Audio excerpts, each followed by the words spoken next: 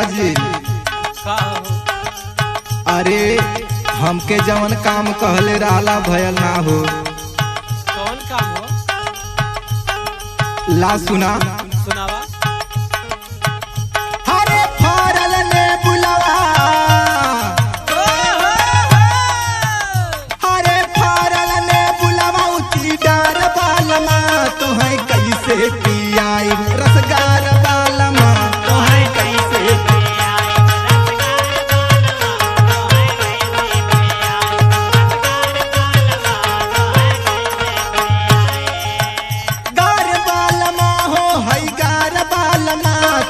कैसे पियाई रसगार बालमा तोहे कैसे पियाई।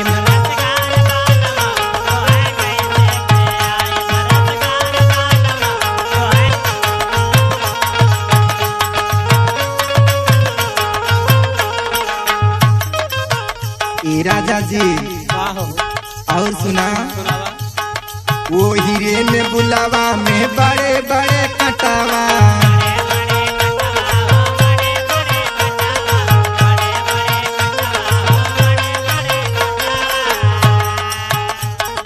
भेज दाना नदिया चलई हमारे सतावा,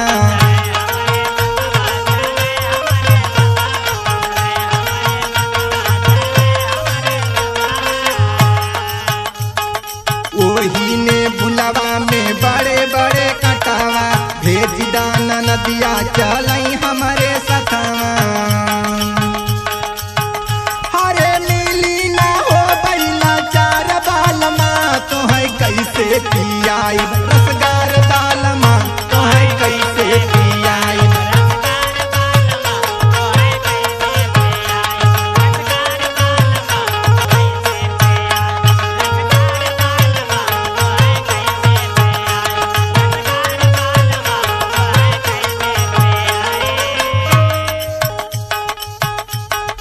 एक लागत बाटे पिया हो घमावा,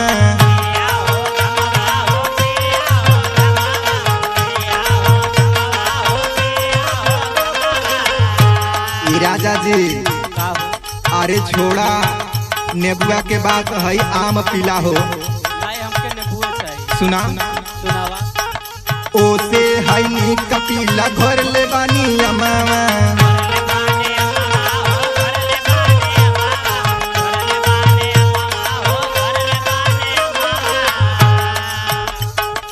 एक लागत बाटे पिया हो घमावा ओसे नीक पीला हो घर ले बानी अमावा।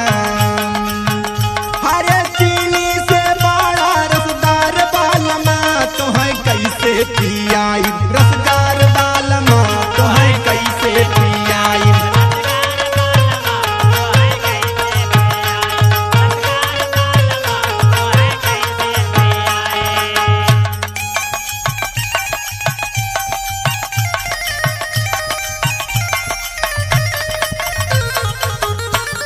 जिया पंकज भैया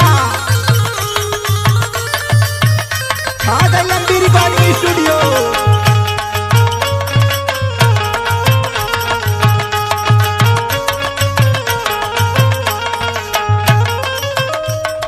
ये सैया जी का हो? सुना सुनाओ ना मत। पंकज एकदम आदत धरा देले वहाँ। अरे पंकज के छोड़ा हमार बात सुना। सुनावा।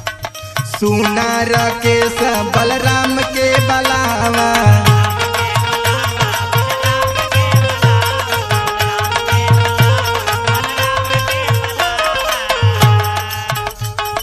वो नहीं से कही के ने बुला तोड़ावा,